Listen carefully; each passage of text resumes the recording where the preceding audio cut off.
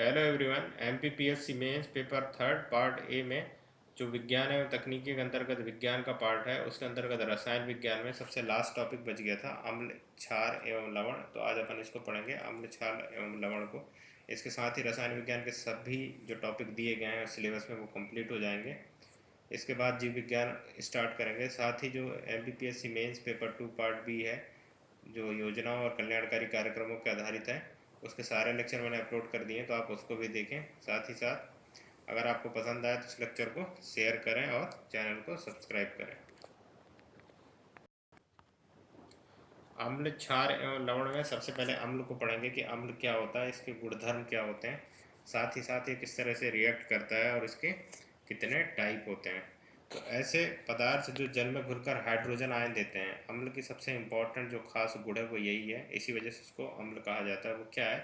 वो है जल में घुलकर हाइड्रोजन आयन देते हैं, अम्ल कहलाते हैं। अम्ल नीले लिटमस पत्र को लाल कर देते हैं तथा ये स्वाद में खट्टे होते हैं। अम्लों का जो पीएच मान होता है वो कितना होता है?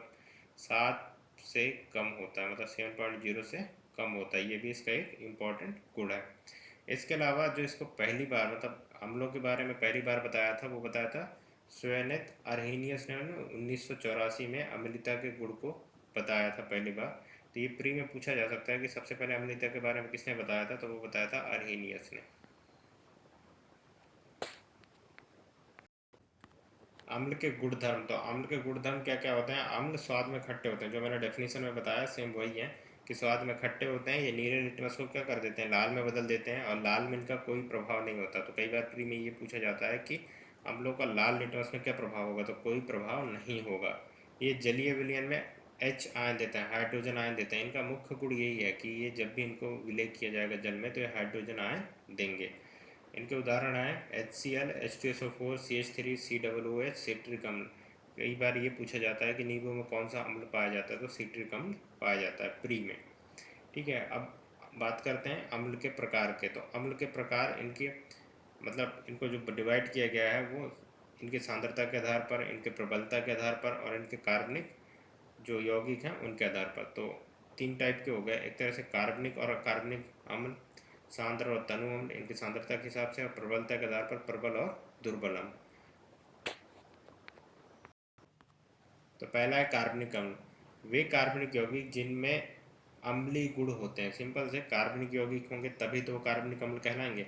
तो वे कार्बनिक यौगिक या वे कार्बनिक यौगिक जिनमें अम्लीय गुण होंगे और वो स्वाद में क्या होंगे? खट्टे होंगे। ठीक है, जैसे सामान्यतः खट्टे फलों में पाया जाता है, प्राय कार्बनिक अम्ल कहलाते हैं। जितने भी खट्टे फल हैं, चाहे नींबू को भी मान लो तो कार्बनिक अम्ल ही कहलाएगा। ठीक है, इसमें से कुछ अम्ल सामान्यतः प्रयोगशाला में प्रयोग किए जाते हैं। तो ये कभी कभी पूछ लिया जाता है कि कार्बनिक अम्लों का प्रयोग कहाँ किया जाता है, तो कहाँ किया जाता है? प्रयोगशालाओं में किया जाता है। अकार्बनिक अम्ल उसे कहते हैं जिसमें जो कार्बनिक यौगिकों से न बना हुआ हो। मुख्य रूप से इन अम्लों को खनिज अम्ल भी कहा जाता है, तो उन्हें अकार्बनिक अम्ल कहा जाएगा क्योंकि वो उनमें कार्बनिक यौगिक के कोई भी गुण या कार्बन की मात्रा जो है वो नहीं पाया जाता, इसलिए उन्हें अकार्बनिक अम्ल कहा जाता है। आगे है सांद्र और तनु अम्ल।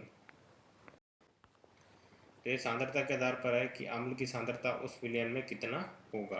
तो जब किसी अम्ल का विलय जल में किया जाता है जिसमें जल की मात्रा बहुत कम तथा अम्ल की मात्रा बहुत अधिक हो, ऐसा अम्ल सांद्र अम्ल कहलाता है। बस इम्पोर्टेंट यही है कि जल की मात्रा क्या होना चाहिए? कम होना चाहिए, और अम्ल की मात्रा अधिक होना चाहिए तो सांद्र अम्ल कहेंगे। जल की मात्रा अधिक और अम्ल की मात्रा कम तो तनु अम्ल कहेंगे। तो इस अम्ल में हाइड्रोजन्स के आयन हैं उनकी प्रत्येक इकाई में आयतन ज़्यादा होता है, मतलब ज़्यादा हाइड्रोजन आयन होंगे क्योंकि उसकी सांद्रता अधिक है। दूसरा है, जब किसी अम्ल का विलय जल में किया जाता है जिससे बहुत कम मात्रा में अम्ल तथा अधिक मात्रा में जल होता है, ऐसा अम्ल तनु अम्ल कहलाता है। इस अम्ल में जब भी जल की मात्रा अधिक होने की वजह से हाइड्रोजन आयन की प्रत्येक इकाई में मात्रा क्या होती है? कम होती है, और हाइड्रोजन आयन क्या होता है? बहुत कम मात्रा में पाया जाता है तनु अम्ल में। जितना तनु होगा उतने हाइड्रोजन कम होंगे, जितना प्रबल होगा मतलब जितना सांद्र होगा उतने ज़्यादा हाइड्रोजन आयन्स क्या होंगे? बढ़ते जाएंगे। मतलब आप तनु और सांद्र अम्ल हर किसी अम्ल को बना सकते हैं, मतलब उसकी मात्रा को बढ़ा के और घटा के। तो यही सिंपल से होता है, जैसे जैसे आप बढ़ाते जाएंगे हाइड्रोजन आयन भी बढ़ते जाएंगे, और उसकी सांद्रता जैसे जैसे बढ़ती जाएगी तो वो तनु से सांद्र में बदल जाएगा, और जैसे जैसे आप उसकी सांद्रता को कम करेंगे तो वो सांद्र से तनु में बदल जाएगा। तो कोई भी अम्ल सांद्र और तनु हो सकते हैं। आगे है प्रबल अम्ल और दुर्बल अम्ल। जो अम्ल जल में घुलकर पूरी तरह विभाजित हो जाते हैं, बस यहीं से इम्पोर्टेंट है, क्योंकि ये प्रबलता तभी होगी इसकी हाई जब ये पूरी तौर से विभाजित होकर पूरी तरह से घुल कर क्या देगा, हाइड्रोजन आयन देगा। इम्पॉर्टेंट ये है कि जो अम्ल जल में घुलकर पूरी तरह विभाजित हो जाते हैं तथा हाइड्रोजन आयन देते हैं, उन्हें प्रबल अम्ल कहते हैं। दूसरे शब्दों में ऐसे अम्ल जो जल या किसी अन्य विलायक में पूरी तरह से घुलकर बड़ी संख्या में हाइड्रोजन आयन तथा प्रोटॉन देते हैं, प्रबल अम्ल विद्युत के चालक होते हैं। ठीक है, क्या देते हैं, हाइड्रोजन आयन और प्रोटॉन देते हैं, ये भी इंपॉर्टेंट है, कई बार इसको भी पूछा जाता है। प्रबल अम्ल विद्युत के चालक होते हैं। प्रबल अम्ल की प्रतिक्रिया दर बहुत तीव्र होती है। एक इम्पॉर्टेंट ये है कि प्रबल अम्ल जो होंगे उनकी क्या होगा, उनके जो रिएक्शन रेट होगा वो बहुत तीव्र होगा, उनकी प्रतिक्रिया बहुत तीव्र होगी, जैसे कि हाइड्रोक्लोरिक अम्ल, सल्फ्यूरिक अम्ल, नाइट्रिक अम्ल। ठीक है। और दुर्बल अम्ल ऐसे अम्ल जो जल में पूरी तरह न घुलकर कुछ ही भाग विभाजित होते हैं तथा हाइड्रोजन आयन देते हैं, मतलब कम मात्रा में देंगे लेकिन थोड़ी मात्रा में क्या होता है, विभाजित होते हैं, टूटते हैं, तो ऐसे अम्लों को क्या कहते हैं, हाइड्रोजन दुर्बल अम्ल कहते हैं। और हाइड्रोजन आयन बहुत कम मात्रा में देते हैं तो दुर्बल अम्ल कहलाते हैं। दूसरे शब्दों में वे अम्ल जो जल या किसी अन्य विलायक में अपना कुछ ही भाग विभाजित करते हैं तथा बहुत कम संख्या में हाइड्रोजन आयन तथा प्रोटॉन प्रदान करते हैं। बहुत कम ही संख्या में क्या देते हैं, हाइड्रोजन आयन और प्रोटॉन प्रदान करते हैं। ये विद्युत के कम चालक एवं प्रतिक्रिया दर धीमा होता है। विद्युत के क्या होते हैं, बहुत कम चालक होते हैं और इनकी प्रतिक्रिया दर क्या होती है, बहुत स्लो होती है, रिएक्शन रेट बहुत स्लो होती है। जैसे एग्जांपल क्या है, एसिटिक अम्ल, कार्बोनिक अम्ल और ऑक्सिलिक अम्ल, ये दुर्बल अम्ल के एक तरह से पहचान है या दुर्बल अम्ल के उदाहरण है। और दुर्बल अम्ल वे होंगे जिनमें ये जल में घुलेंगे लेकिन पूरी तौर से टूटेंगे नहीं है, पूरी तौर से टूटेंगे नहीं तो इनमें हाइड्रोजन आयनों की संख्या कम होगी, प्रोटॉनों की संख्या कम होगी, तो इनकी आयनकता कम होगी, तो इनकी जो चालकता होगी वो भी कम होगी और इनकी तीव्रता भी एक तरह से कम रहेगी। तो अब बात करते हैं अपन क्षार की। अब जो अम्ल है वो क्या देते हैं, हाइड्रोजन आयन देते हैं, तो ये देंगे OH आयन, हाइड्रोक्साइड आयन देंगे। तो वे पदार्थ जो अम्लीय पदार्थों को OH माइनस देते हैं, मतलब OH आयन देते हैं, क्षार कहलाते हैं। ऐसा पदार्थ जिसे जल में घोलने पर जल का pH मान 7 से अधिक हो जाता है, क्षार कहलाता है। क्षार लाल लिटमस पेपर को नीला कर देते हैं।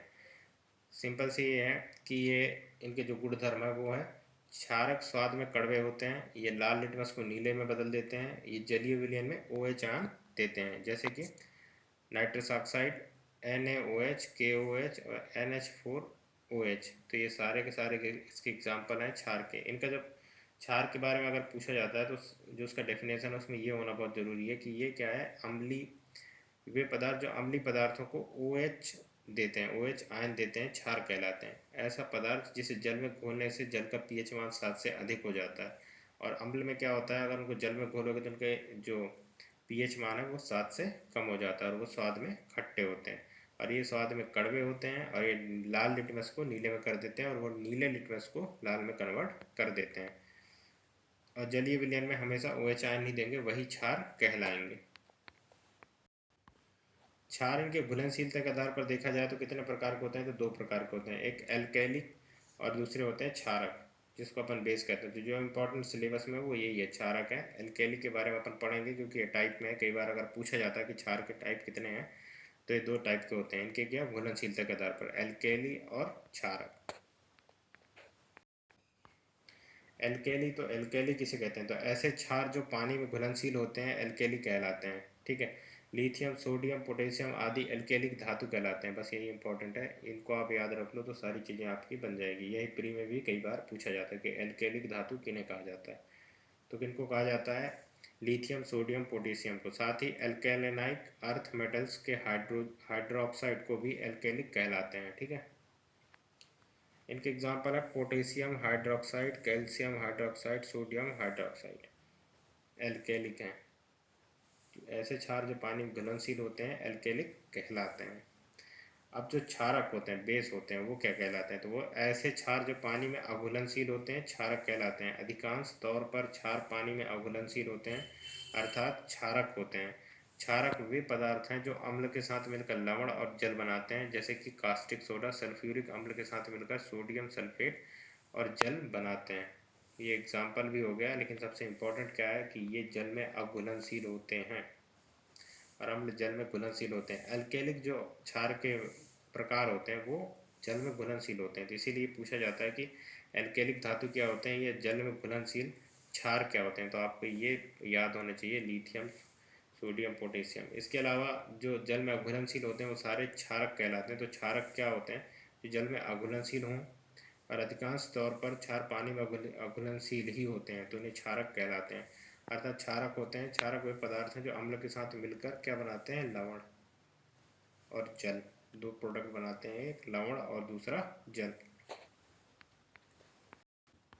आगे है सूचक। सूचक पूछा जाता है कि अम्ल और क्षार को पहचानने के लिए किन का प्रयोग किया जाता है। तो सूचक होते हैं जिसके तौर पर अपन बता सकते हैं कि ये अम्ल है, कि ये क्षार है। ठीक है, तो किसी दिए गए विलयन में अम्ल या क्षार की उपस्थिति दर्शाते हैं। इसका रंग या गंध अम्लीय व क्षारक माध्यम में बदल जाता है। तो इसके प्रकार होते हैं सूचक के: प्राकृतिक सूचक, कृत्रिम सूचक या संश्लेषित सूचक, ये गंधीय सूचक। जो प्राकृतिक सूचक हैं वो क्या होते हैं, पौधे से प्राप्त होते हैं और इनको पौधे से प्राप्त करके सूचक के रूप में उपयोग किया जाता है। दूसरा क्या है, कृत्रिम या संश्लेषित सूचक। इनको रसायनों द्वारा निर्मित किया जाता है और इन्हीं के आधार पर बताया जाता है, इनका उपयोग भी किया जाता है कि किस तरह से कार्य करेंगे। गंधीय सूचक अम्ल और क्षार के माध्यम में बदल जाते हैं। इनका गंध मतलब जो भी होता है वो अम्ल और क्षार में जो माध्यम होते हैं, जब अम्ल में अलग होंगे और क्षार में अलग होंगे, तो इस आधार पर भी हम गंध के आधार पर उनके सूचकों का पता लगा लेते हैं। अम्ल और क्षार के रासायनिक गुण, हालांकि मेंस में इंपॉर्टेंट नहीं है, लेकिन कभी कभी पूछा जाता है कि अम्ल और क्षारों के रासायनिक गुण, तो इम्पॉर्टेंट तो हो जाता है क्योंकि ये सारे आपको छोटे छोटे जो भी ये समीकरण है वो ये आपको आने चाहिए और इनको लिखना भी आना चाहिए। कम से कम वो नहीं आया तो कम से कम ये तो आना ही चाहिए कि अम्ल प्लस धातु, लवण प्लस हाइड्रोजन, इस तरह से।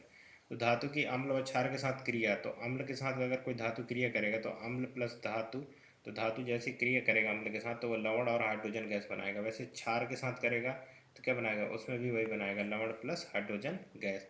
तो 2HCl ये अम्ल हो गया और Zn ये धातु हो गया, तो ZnCl2 प्लस H2 ये इसका प्रोडक्ट बनेगा, बाई प्रोडक्ट। ठीक है, इसके अलावा जैसे कि क्षार है 2NaOH प्लस Zn।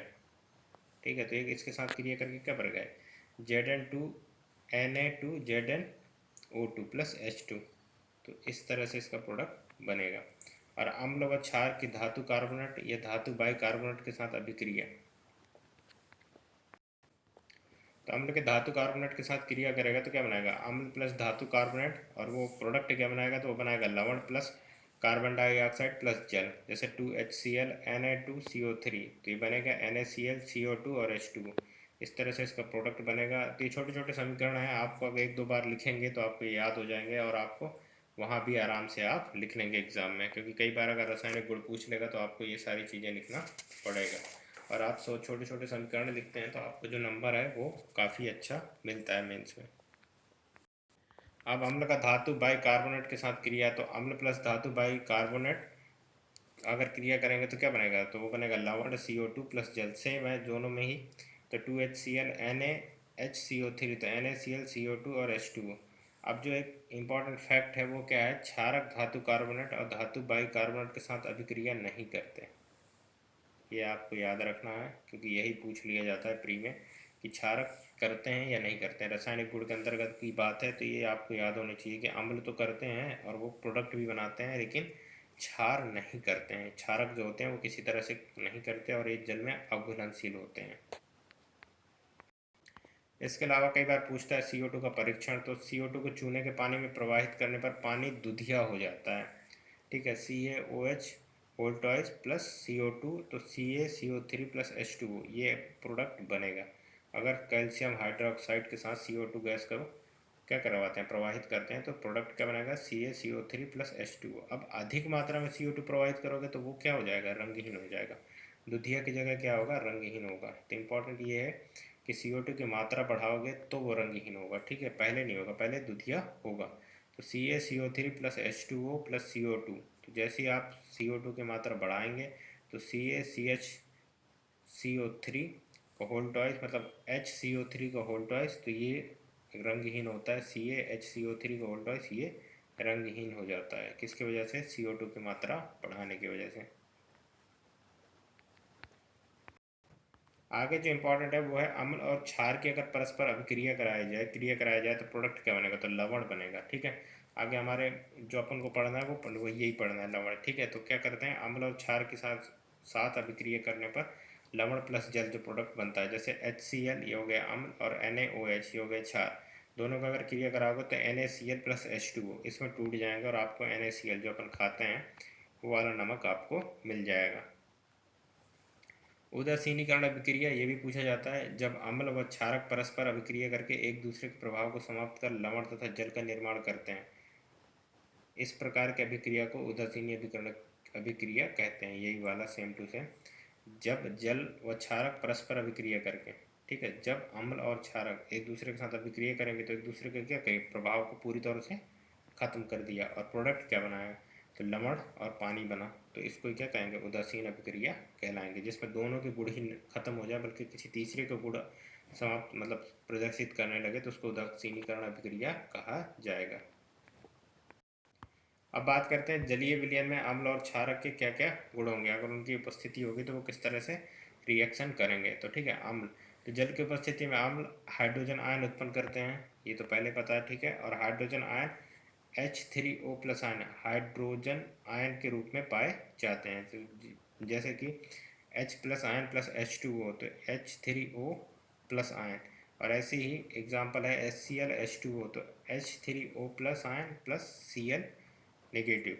ठीक है, और ऐसे ये क्षारक पे होते हैं कि जल की उपस्थिति में क्षारक OH माइनस आयन बनाते हैं, NaOH जल के साथ उसको मिलाएंगे तो क्या करेगा ये क्षार जल में घुलनशील होते हैं, लेकिन जल की उपस्थिति में Na प्लस और OH प्लस दो तरह के आयन ये बनाएंगे।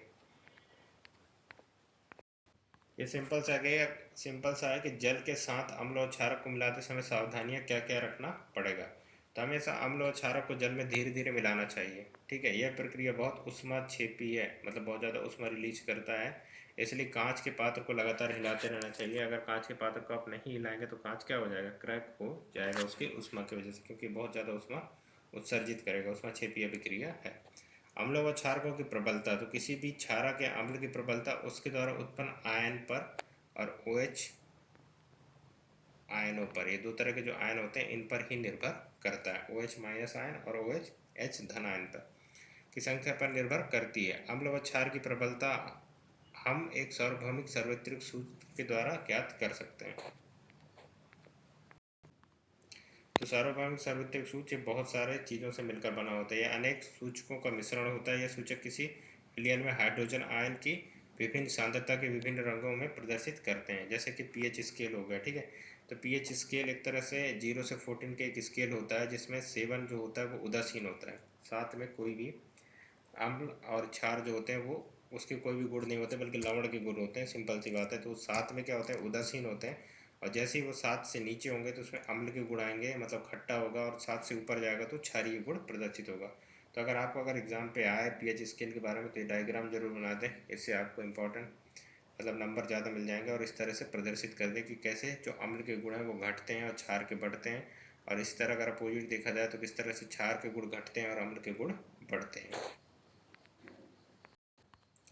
ये भी इम्पोर्टेंट है, अगर पीएच 7 होगा तो वो क्या होगा, लवण होगा, उदासीन होगा। अगर पीएच 7 से कम है तो अम्लीय विलयन होगा, पीएच 7 से ज़्यादा है तो क्षारीय विलयन होगा। दैनिक जीवन में पीएच का महत्व, यहाँ से क्वेश्चन बनते हैं प्री में कि दैनिक जीवन में पीएच के महत्व क्या है। तो जैसे हमारा शरीर 7 से 7.8 पीएच के बीच कार्य करता है, क्या होता है, 7 से 7.8 पीएच के बीच हमारा शरीर कार्य करता है। वर्षा के जल का पीएच मान 5.6 से कम हो जाता है तो अम्लीय वर्षा कहलाती है। ये कई बार पूछा गया है एसएससी में, एमपीपीएससी में भी पूछा गया होगा।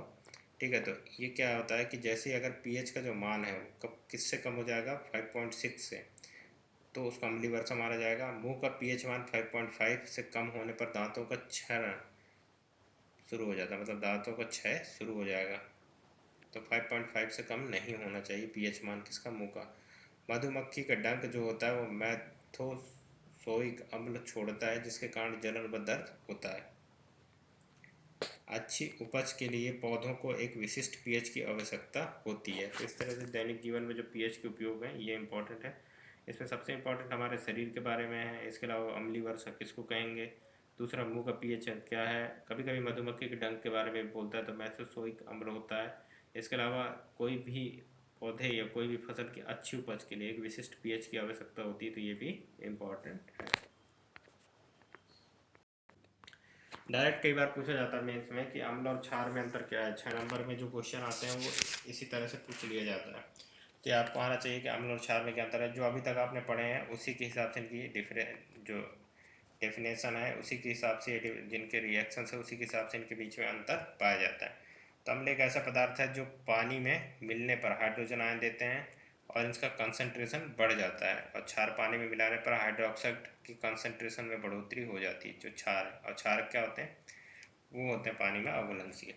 तो अम्ल प्रोटॉन डोनर कहलाए जाते हैं, क्षार प्रोटॉन एक्सेप्टर कहलाए जाते हैं। एकदम से अपोजिट होते हैं, इसलिए इनमें दोनों में अंतर होता है। पहला अंतर क्या होता है कि अम्ल प्रोटॉन डोनर कहलाए जाते हैं, और ये क्या क्षार कहलाते हैं, प्रोटॉन एक्सेप्टर कहलाए जाते हैं। तीसरा है, अम्ल एक ऐसा पदार्थ होता है जब वह तरल अवस्था में होता है तो उसका पीएच 7 से कम होगा, और यही क्षार एक ऐसा पदार्थ है जो कि तरल अवस्था में रहेगा तो उसका पीएच क्या होगा, 7 से अधिक होगा, और 7 पे क्या होगा, उदासीन लवण होगा। अम्ल विद्युत के एक अच्छे परिचालक होते हैं, क्षार केवल तरल स्थिति में विद्युत के अच्छे परिचालक के तौर पर जाने जाते हैं। इसके अलावा अम्ल को चखने पर खट्टा स्वाद आता है, क्षार को चखने पर कौन सा स्वाद आता है, कड़वा होता है। अम्ल को सूंघने पर जलने की महक आती है, क्षार को सूंघा जाए तो अमोनियम के अलावा सभी क्षार क्या होते हैं, गंधहीन होते हैं। आगे है, मेटल्स के साथ प्रतिक्रिया करने पर अम्ल हाइड्रोजन गैस को बनाते हैं। ठीक है, धातु के साथ, जो मैंने पहले बताया, धातु के साथ क्रिया करके क्या बताएगा, हाइड्रोजन गैस बनाएगा। क्षार फैट और तेल के साथ ही प्रतिक्रिया करते हैं, इसके अलावा किसी और के साथ क्षारों की प्रतिक्रिया नहीं होती। अम्ल अमोनियम क्लोराइड के साथ कोई भी प्रतिक्रिया नहीं करता, जबकि क्षार अमोनियम क्लोराइड के साथ प्रतिक्रिया करके अमोनिया का निर्माण करता है, जो कि एक गंध रहित गैस है। तो ये एक इम्पॉर्टेंट डिफरेंस है जो कि प्री में भी पूछा जा सकता है। 9 में कार्बोनेट के साथ प्रतिक्रिया करने पर अम्ल CO2 का निर्माण करते हैं। ठीक है, जबकि क्षार कार्बोनेट के साथ कोई प्रतिक्रिया नहीं करते। तो 8 और 9 जो दोनों पॉइंट है ये बहुत इंपॉर्टेंट है क्षार और अम्ल के लिए, और ये प्री में पूछे जा सकते हैं। इसके अलावा वही है लिटमस टेस्ट, तो लिटमस टेस्ट में नीले को लाल में, और जो क्षार होता है वो लाल को नीले में कन्वर्ट कर देता है। तो इस तरह से इनका उपयोग होता है। इनके एग्जाम्पल है जो अम्ल क्या होता है, HCl H2SO4, और जो क्षार हैं वो कहलाते हैं NH4OH CaOH का होल ट्वाइस। तो ये एग्जाम्पल हो गए। सबसे इम्पोर्टेंट जो है वो प्री के हिसाब से 9वें नंबर, 8वें और 9वें नंबर के हैं। जैसे अम्ल अमोनियम क्लोराइड के साथ कोई भी प्रतिक्रिया नहीं करता, जबकि क्षार अमोनियम क्लोराइड के साथ प्रतिक्रिया करके क्या प्रोडक्ट बनाता है, अमोनिया। और इसके अलावा कार्बोनेट के साथ प्रतिक्रिया कौन करता है, अम्ल, लेकिन क्षार कार्बोनेट के साथ प्रतिक्रिया नहीं करता। अब बात करते हैं लवण की, जो कि किन से मिलता है, उदासीन अभिक्रिया किसके किसके, अम्ल और क्षार के। तो अम्ल और क्षारों के परस्पर क्रिया से क्या बनता है, लवण बनता है। जैसे कि अम्ल प्लस क्षार, लवण प्लस जल, ये निर्माण होगा और उदासीन होगा। ठीक है, तो HCl NaOH, तो NaCl और H2O जल, इसका निर्माण करेंगे। जो साधारण नमक होता है और जल, इसका निर्माण होता है। तो लवण उसको कहते हैं जो अम्ल और क्षार के परस्पर क्रिया से बनता है। लवण के प्रकार, तो समान लवण, ठीक है, अम्लीय लवण, भास्मिक लवण, क्षारीय लवण, द्विव लवण और जटिल लवण। तो ये इसके प्रकार होते हैं। तो सबसे पहले समान लवण की बात करते हैं। तो समान लवण का निर्माण किसी भी अम्लीय अणु से हाइड्रोजन परमाणु के पूर्णतः स्थानांतरण द्वारा होता है। ये पूछा जाता है कई बार कि समान लवण क्या होता है, अम्लीय लवण क्या होता है। तो आपको आना चाहिए कि समान लवण का निर्माण किसी अम्लीय अणु से हाइड्रोजन परमाणु का पूर्णतः स्थानांतरण द्वारा होता है। जैसे कि NaCl किसका है, साधारण नमक का फॉर्मूला। इसमें हाइड्रोजन अणु का पूर्ण रूप से विस्थापन हो गया दोनों से, HCl से, NaOH से। तो अब क्या बचा, NaCl। तो ये हो गया साधारण लवण। आगे अम्लीय लवण। तो अम्लीय लवण में एक या एक से अधिक स्थानांतरण योग्य हाइड्रोजन परमाणु बने रहते हैं। ठीक है, एक से अधिक स्थानांतरण योग्य हाइड्रोजन परमाणु बने रहते हैं, तो उन्हें क्या कहते हैं, अम्लीय लवण कहते हैं। NaHSO4 NaHCO3, तो ये हो गए इसके एग्जाम्पल किसके, अम्लीय लवण के। भास्मिक लवण, जो लवण हाइड्रोक्साइड समूह को अपने साथ रखता है उसे क्या कहते हैं, भास्मिक लवण कहते हैं। जैसे कि MgOHCl, इसमें OH जो हाइड्रोक्साइड समूह है उसको अपने साथ रखा हुआ है, इसलिए इसको भास्मिक लवण कहेंगे। अम्लीय लवण क्या करेंगे, इसमें हाइड्रोजन के आयंस को रखा रहेगा, मतलब अपने पास रखे रहेंगे, जैसे सिंगल सिंगल हाइड्रोजन बचे हैं ना, इसलिए उसको अम्लीय लवण कहेंगे कि उसमें हाइड्रोजन आयन है तो अम्लीयता के लवण, और भास्मिक है तो हाइड्रोक्साइड है। ठीक है, हाइड्रोक्साइड समूह का रखा हुआ है तो एक तरह से क्षार के जो गुण हैं वो दिखाएगा, मतलब थोड़ी बहुत उसको प्रदर्शित करेगा, तो उसको क्या कहेंगे, भास्मिक लवण करेंगे। और क्षारीय लवण यह एक सामान्य लवण है और इसका निर्माण कमजोर अम्ल और प्रबल भस्म के माध्यम से होता है। Na2B4O7 इस तरह से क्षारीय लवण बनते हैं। पिछली बार जो पूछा था एग्जाम में वो ये पूछा था द्विक लवण क्या कहते हैं, तो ये है, ये दो समान लवणों से बना होता है तथा जल में घुलकर दो प्रकार के धात्विक आयन निर्गत करता है। 3 नंबर में पूछा था ये वाला क्वेश्चन, द्विक लवण किसे कहते हैं, तो ये दो समान लवणों से बना होता है तथा जल में घुलकर दो प्रकार के धात्विक आयन निर्गत करता है, जैसे पोटास एलम K2SO4Al2SO4 324H2। आपको ये नहीं आया, इतना लंबा फॉर्मूला सूत्र नहीं आया तो आप पोटास एलम भी लिख सकते हैं। ठीक है, एग्जाम्पल में द्विक लवण में ये पूछा जा चुका है। ठीक है, तो इसके प्रकार में कोई भी प्रकार पूछा जा सकता है। तो जटिल लवण ये जटिल आयनों के संयोग से बना होता है जिसमें केंद्रीय धात्विक आयन चारों ओर से उदासीन अणुओं और अथवा आयनों से घिरा होता है। एग्जाम्पल है KFe और ब्रैकेट में CN6। तो एक तरह से जटिल लवण है। इसके प्रकार हैं तो कितने प्रकार हो गए, इसके 6 प्रकार हो गए, सामान्य लवण, अम्लीय लवण, भास्मिक, क्षारीय, द्विक और जटिल लवण। इसके प्रकार से जरूर क्वेश्चन पूछ लिया जाता है। अब कई बार यहाँ से क्वेश्चन पूछा जाता है, पिछली बार भी पूछा गया था, आगे वाले जो इसमें बताऊंगा मैं उसमें, कि लवणों से रसायनों का निर्माण कैसे क्या होता है। तो सोडियम हाइड्रोक्साइड NaOH, इसका निर्माण कैसा होगा, तो सोडियम क्लोराइड के जलीय विलयन से विद्युत प्रवाहित करने पर, किसके से, सोडियम क्लोराइड के। ठीक है, तो सोडियम क्लोराइड के जलीय विलयन से विद्युत प्रवाहित करने पर यह वियोजित होकर सोडियम हाइड्रोक्साइड उत्पन्न करता है। तो आपको इम्पोर्टेंट होना चाहिए, साधारण नमक है NaCl2H2O, अब इसे विद्युत प्रवाह करेंगे तो क्या बनेगा, NaOH plus Cl2 plus H2O, दो तरह की गैस मुक्त होंगे। तो क्या होगा, एनोड पर Cl2 गैस मिल जाएगा आपको, कैथोड पर H2 गैस मिल जाएगा, और कैथोड के पास NaOH का विलयन भी बनता है। अब इसको अलग किया तो इसका उपयोग भी पता होना चाहिए, जैसे Cl2 का जल की स्वच्छता के लिए, PVC के लिए, H2 का ईंधन का हाइड्रोजन के ईंधन के रूप में प्रयोग होता है, क्लोरीन का जल की स्वच्छता और PVC के लिए, और NaOH जो है उसका ग्रीस हटाने के लिए, साबुन और कागज़ बनाने के लिए। इंपॉर्टेंट यही है। विरंजक चूर्ण CaCaOCl2, इसका निर्माण कैसे होगा, तो इसका निर्माण बुझे हुए चूने से CaOH का वोल्टाइज पर क्लोरीन की क्रिया से निरंजक चूर्ण का निर्माण होता है। तो इसमें Cl2 को जैसे ही वो करोगे तो क्या बनेगा, CaOCl2 प्लस H2O, तो आपको विरंजक चूर्ण आपको मिल जाएगा। इसका उपयोग कहाँ किया जाता है, तो ब्लीचिंग पाउडर में, वस्त्र उद्योग में, सूती लिनन के विरंजन के लिए। इसके अलावा कागज़ की फैक्ट्री में लकड़ी के मंजा को विरंजन के लिए, ठीक है, किसका प्रयोग किया जाता है, विरंजक चूर्ण के बात हो रही है। ठीक है, इसके अलावा पानी के पीने को रोगाणु नाशक के रूप में किया जाता है, जो पानी की जो पीने का पानी है उसमें रोगाणु नाशक के रूप में भी इसका प्रयोग किया जाता है। बेकिंग सोडा NaHCO3 यह एक दुर्बल असंक्षारक है। ठीक है, इसका निर्माण कैसे करेंगे, तो साधारण नमक पर CO2 H2 NH3 इन सब का साथ क्रिया कराएंगे तो NH4Cl प्लस NaHCO3, खाना पकाते समय गर्म करने पर, ठीक है, 2NaHCO3, तो ये क्या हो जाएगा, Na2CO3 H2O प्लस CO2, इस तरह से ये टूट जाएगा और इसका उपयोग क्या किया जाएगा, तो उपयोग होता है बेकिंग पाउडर बनाने में, बेकिंग सोडा, एटार्टिक अम्ल बनाने में, ये एंटी एंस्टिक का एक सहायक है और अग्निशामक में भी इस्तेमाल होता है। तो बेकिंग सोडा कहाँ होता है, अग्निशामक में और बेकिंग पाउडर बनाने में। तो ये भी पूछा जाता है और इम्पोर्टेंट भी है, और यहाँ से क्वेश्चन जरूर पूछे जाते हैं कि रसायनों के निर्माण से। पिछले एग्जामों में दोनों पूछा जा चुका है, धोने का सोडा बनाने का और प्लास्टर ऑफ पेरिस बनाने का। प्लास्टर ऑफ पेरिस तो शायद पिछली बार ही पूछा था। तो धोने का सोडा है तो Na2CO3 प्लस 10H2O, ये फार्मूला भी पूछता है प्री में, Na2CO3 10H2O। इसका फार्मूला है किसका, धोने के सोडा का। तो निर्माण कैसे होगा, तो सोडियम कार्बोनेट के पुनः क्रिस्टलीकरण से धोने का सोडा प्राप्त होता है। सोडियम कार्बोनेट को क्या करो आप, क्रिस्टलीकरण कर दो, उसका क्रिस्टल बना दो, तो क्या बन जाएगा, धोने का सोडा बन जाएगा।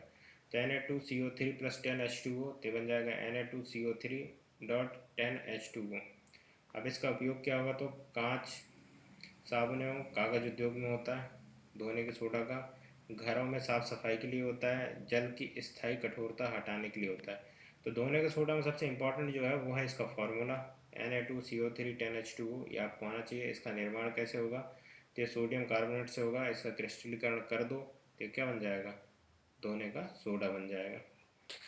अब प्लास्टर ऑफ पेरिस, इसका भी फार्मूला पूछता है। तो प्लास्टर ऑफ पेरिस का जो फार्मूला वो है CaSO4 हाफ H2O, ये इंपॉर्टेंट है, हाफ H2O। तो हाफ H2O से आप याद रख सकते हैं प्लास्टर ऑफ पेरिस को। जिप्सम को 373 केल्विन पर गर्म करने पर ये जल के अणु क्या कर कैल्शियम सल्फेट अर्थ हाइड्राइड बनाता है, अर्थ हाइड्राइड बनाता है, किसका, अणु को त्याग कर जल के अणु को। इस सफ़ेद चूर्ण को जल में मिलाने पर यह फिर से जिप्सम बन जाता है। इसको समझना क्या है, CaSO4 हाफ H2O, इसको हाफ H2O को 100 डिग्री में जैसे गर्म करेंगे तो CaSO4 डॉट 2H2O जिप्सम बनेगा। इसको रिटर्न कर दोगे तो दोबारा ये वही बन जाएगा। मतलब दोनों तरह से अभिक्रिया हो सकता है, दोनों प्रोडक्ट को आप प्राप्त कर सकते हैं।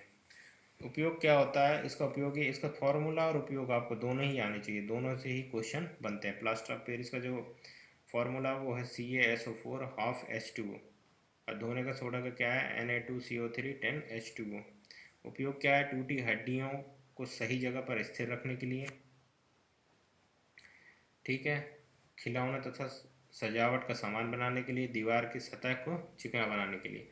जो प्लास्टर ऑफ पेरिस है वो पर्यावरण के लिए बहुत नुकसानदायक है। तो आजकल प्लास्टर ऑफ पेरिस के जो प्रयोग है मूर्ति बनाने में, उस पर पूर्ण रूप से प्रतिबंध कर दिया है, तो इसलिए भी इम्पोर्टेंट है। तो पूछा जा सकता है क्यों, क्योंकि ये बहुत ज़्यादा नुकसानदेह होता है किसके लिए, पर्यावरण के लिए, और बहुत जल्दी पर्यावरण पर घुलता नहीं है। मतलब एक तरह से ये डायलेट नहीं होता और बहुत टाइम तक पड़ा होता है, जिसकी वजह से पर्यावरण को बहुत ज़्यादा नुकसान होता है। और प्लास्टर ऑफ पेरिस के प्रयोग जो मूर्तियों में होता था उसको अब रोक लगा दिया गया है। दीवार की सतह को चिकना बनाने में भी इसका प्रयोग किया जाता है। बहुत ज़्यादा प्रयोग जो अभी हो रहा है प्लास्टर ऑफ पेरिस का वो यही हो रहा है, दीवार को चिकना बनाने में। टूटी हड्डियों को जोड़ने में भी इसका प्रयोग होता है, खिलौना और सजावट में, और दीवार की सतह को चिकना बनाने में। फार्मूला क्या है, तो CaSO4 हाफ H2O, और प्लास्टर ऑफ पेरिस को कितने में, 373 डिग्री में, जिप्सम को 373 केल्विन पर गर्म करने पर ये जल के अणु को त्याग कर क्या बन जाता है, कैल्शियम सल्फेट बन जाता है, और यहीं से इसका निर्माण होता है। आगे है क्रिस्टलन का जल, ठीक है, इसको क्या कहता है, लवण के एक सूत्र इकाई में जल के निश्चित अणुओं की संख्या को क्रिस्टलन का जल कहते हैं। ये पूछ लिया जाता है क्रिस्टलन का जल, मतलब डेफिनेशन में या फिर प्री में पूछ लिया जाएगा। तो एग्जाम्पल है इसका CuSO4 5H2O, तो क्रिस्टलन का जल क्या कराएगा, ये H2O ही कहलाएगा। लवण के एक सूत्र इकाई में जल के निश्चित अणु, जो लवण है उनके एक सूत्र है, उस सूत्र इकाई में जितने भी जल के अणु होंगे उसी को क्या कहेंगे, क्रिस्टलन का जल कहा जाएगा। तो ये जो अपना लास्ट टॉपिक था वो ख़त्म होता है, अम्ल क्षार और लवण। तो अम्ल क्षार लवण में इतना ही पढ़ना है, इम्पॉर्टेंट यही है। आपको अगर ये रासायनिक सूत्र और ये सारी चीज़ें नहीं आती हैं तो आपको कम से कम ये ज़रूर आना चाहिए कि कौन कौन से रसायन के निर्माण होते हैं। सिंपली आपको उनके जो अभिकारक या जितने भी फार्मूला वो ना आए, लेकिन आपको इतना आना चाहिए कि कौन कौन से रसायनों का निर्माण होता है और इनके फार्मूले आने चाहिए जो रसायन बनते हैं। इसके अलावा लवण के प्रकार कितने होते हैं, ये लवण में लवण कैसे बनता है, लवण के प्रकार कितने होते हैं, ये आना चाहिए। अम्ल क्षार में अंतर क्या है और बेसिक अंतर क्या है, और इस तरह से अम्ल क्षार को अपन बना सकते हैं। पीएच के बारे में अच्छा से आना चाहिए, पीएच स्केल के बारे में आना चाहिए, इनके दैनिक जीवन में क्या प्रयोग हैं ये आना चाहिए, क्योंकि यही एग्ज़ाम में पूछे जाते हैं। इनके जो भी रासायनिक और भौतिक गुण भले न आए, क्षार के बारे में आना चाहिए, कितने टाइप के होते हैं, कौन जल में घुलनशील है कौन नहीं है, और इनके जो भौतिक और रासायनिक गुण हैं वो भी थोड़े थोड़े आने चाहिए। खासकर भौतिक गुण तो नॉर्मल से इनके गुणधर्म से पता चल जाएगा। और क्षार कितने टाइप के होते हैं, इनकी प्रबलता के आधार पर, सांद्रता के आधार पर और कार्बनिकता के आधार पर जो बांटे हैं वो भी इम्पॉर्टेंट है। तो ये हो गया अम्ल, क्षार और लवण, इम्पॉर्टेंट है, यहाँ से क्वेश्चन जरूर बनते हैं। तो थैंक यू वेरी मच। अगर आपको ये लेक्चर पसंद आए तो इसको ज़रूर शेयर करें, साथ ही इस चैनल को सब्सक्राइब करें। और टेलीग्राम में जुड़ने के लिए टेलीग्राम का ये आईडी है, तो आप इस पर भी जुड़े, जहाँ पर आपको PDF मिल जाएगा। तो थैंक यू वेरी मच। इसके अलावा आप दूसरे पेपर जो दूसरे लेक्चर मैंने अपलोड किए हैं वो भी ज़रूर देखें और उन्हें भी शेयर ज़रूर करें। Thank you very much.